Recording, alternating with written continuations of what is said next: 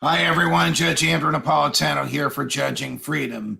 Today is Wednesday, May 25th, 2022. It's about 5:30 in the afternoon on the East Coast of the United States.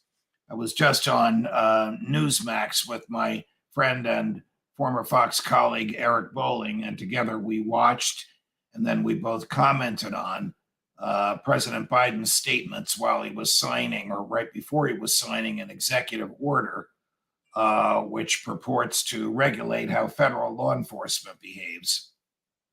The president would love nothing more than to federalize all law enforcement. And the president was bemoaning the non-passage of the George Floyd Policing Act. The George Floyd Policing Act, which was passed by the House of Representatives but defeated in the Senate, would have done some good things and some bad.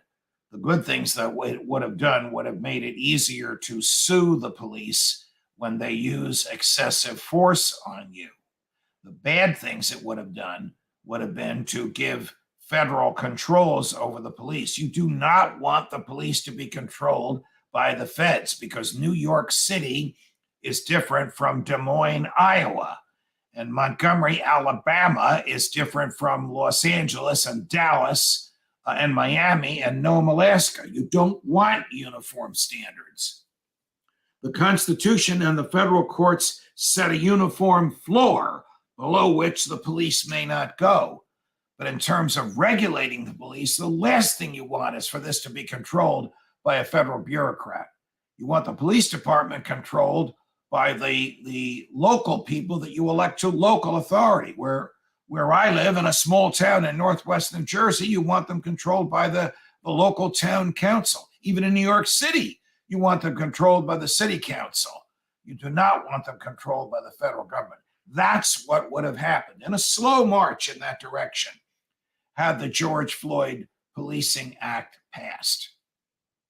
The president, upset that the act didn't pass, came up with an executive order which will impose the George Floyd standards on federal law enforcement. Guess what? They're already there. No chokeholds. Well, chokeholds are bad for anybody to use, but the feds don't use them. So signing an executive order banning the feds from doing something that they already don't do is obviously Joe Biden just for show. And in terms of keeping statistics, all right. The feds spend millions and millions a year keeping their records and statistics. So now they'll keep more records and more statistics when FBI agents use excessive force and they're accused. Look, the president should not be getting involved in local law enforcement.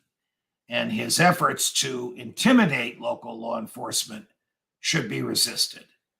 The Senate, by defeating the George Floyd Policing Act, did just that. Judge Napolitano for Judging Freedom.